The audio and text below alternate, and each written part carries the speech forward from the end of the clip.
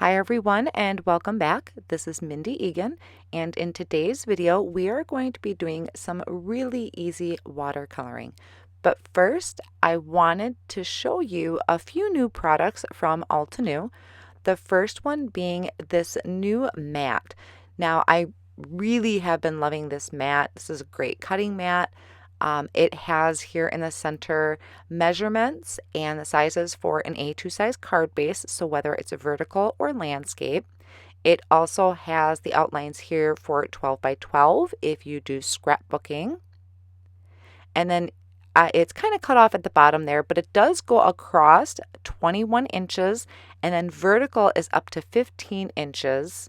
And they have that little Altenew emblem at the top. So I really have been enjoying this cutting mat, especially for filming. It really helps me find the center point of my cutting mat to stay in frame. So another bonus. This is also a new watercolor set that they have. This is the Artist Watercolor 24 pan set. These actually come individually wrapped, but of course I already have them unwrapped and in my set. They have the names on the side, so if you use one color more than another and you need to get a new one, you know which one it is. And they just kind of pop in. You can just bend those tabs back and pop those in and out as needed. Next, we'll be taking a look at the stamp set that I'll be using today.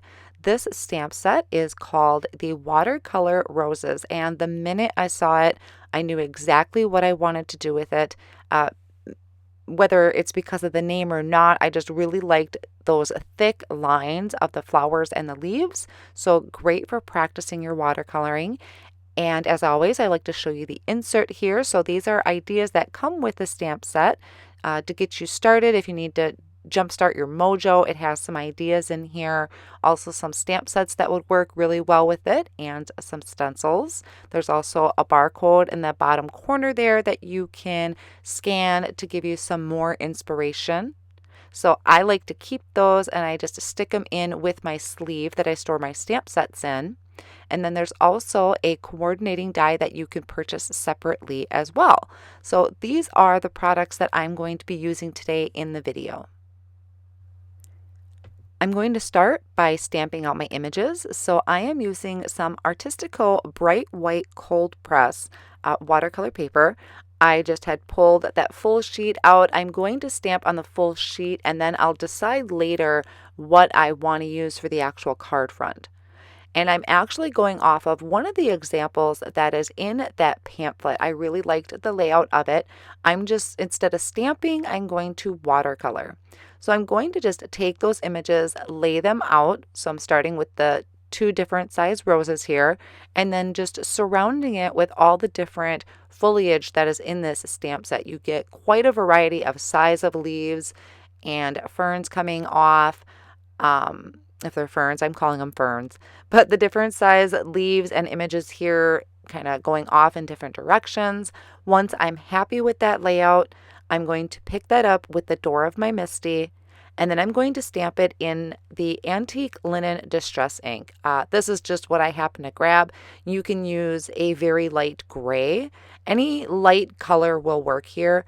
You don't even need to have a really good impression. You just kind of need the basic idea of where these lines are. So once those are stamped, I'll just move to the middle of my card, just surrounding those roses like in that example. Again, stamping those in the antique linen. And like I said, any light color ink will work. Something that's not going to show through a lot with your watercolor, because it's really going to depend on your choice of watercolor that you use. I'm going to go for a really bright red. So I'm not too concerned about what's showing through, but that's why I chose this light color. So finishing up at that stamping, and then I'm just adding this little rosebud here too. I thought that was really super cute, and I think part of it gets covered up by my scent of it, but at least I have kind of a good collection of images here. So to start the watercoloring, I have a paper towel off on the side there and my watercolor set, and I'm just adding a couple drops of water to some of the colors that I think I'm going to use. So the main color I'm actually going to use is called Cherry Blossom. It's one of the darkest reds that is in this set. I am a real big fan of bright, vibrant colors. So I just wet that up, and I'm using one of the Altenew watercolor brushes. This just has clean water in it.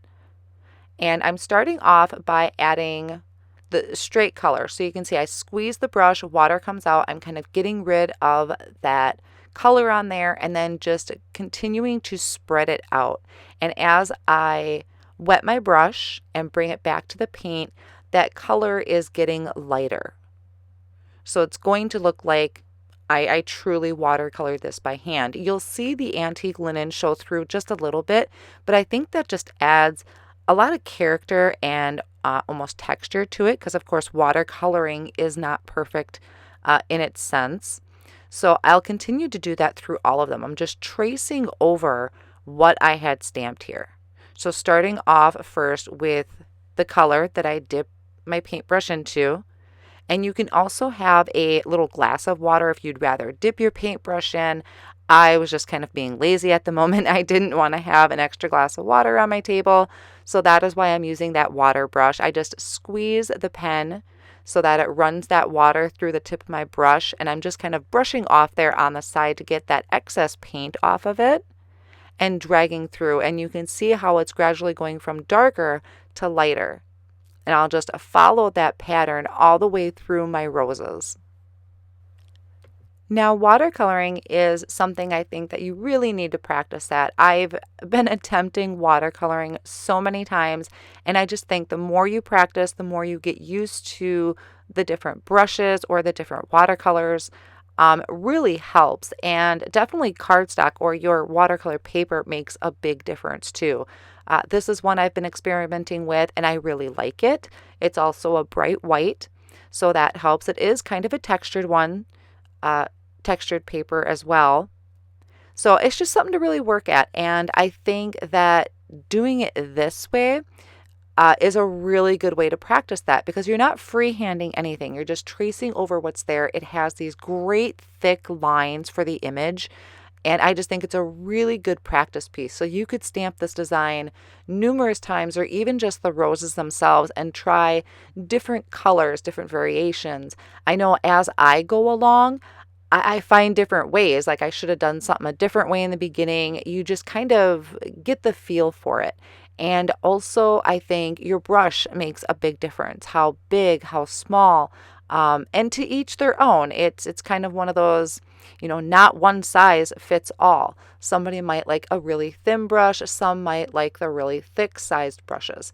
I seem to gravitate towards this watercolor pen, or this water brush from Altenew. I just really like the tip. The tip is really fine, and it kind of gets thicker towards the top of the brush area. So it's just something I've really grown accustomed to, and I really like it.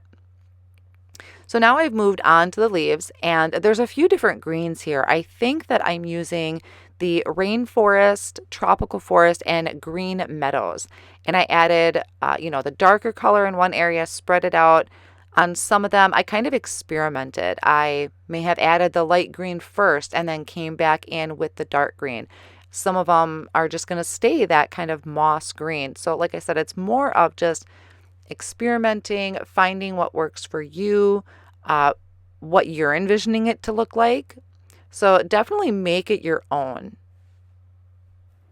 Now, as you can see, I did pull some of that paint onto the lid of my pan there. You can do that. That is diluted with water, so it's not as vibrant if you were going to go right to the pan itself to pick up that paint. So that's just another way of doing it, is adding it to a cover, or if you have maybe a piece of plastic or acetate off on the side, you could use that as a palette as well, to whether you want to dilute it more with water or even mix the greens together to come up with your own. So there's just so many different options with watercolor, which is why I've been gravitating towards it more and more lately. So while that's drying, I'm going to work on my sentiment. I'm just using some black cardstock in my MISTI tool, prepping that with the anti-static powder tool so that my embossing powder only sticks to where I want it to. I'm inking this sentiment up with Versamark ink, which is a sticky ink, great for embossing. and then sprinkling on some gold embossing powder. So I just kind of shift that a little bit and then just tap the excess off. And that looks like it's really good there. So then I'm just going to take this piece of paper and dump that excess embossing powder back into the jar. And once my heat gun is nice and hot, I'm going to bring it to the cardstock and melt that embossing powder. Now, after I give it about a minute to cool off, I'm just using my paper trimmer to trim this down into a really thin strip. You do want to give this a minute to cool. If you try and do anything with it too fast, you are going to smear it because that embossing powder is too hot. So there is my thin strip. And then, so this is what I'm doing. This is why I kind of just did the whole picture itself. And now I am taking this die. This is an A2 size rectangle die from Waffle Flower. And I am lining up. I can pick what I want to have in my card front. So I'm deciding to have the roses be the centerpiece, holding that down with some purple tape. And then I'm going to just put a piece of copy paper on top of this, just in case something was still wet that I wasn't aware of. That's going to protect my card and my plates. So once I have that panel trimmed, this is about, I think it's 4 by 5 1/4. I believe it is one of the ones I picked. So then I'm going to stamp my sentiment onto the card front now that it's really nice and dry.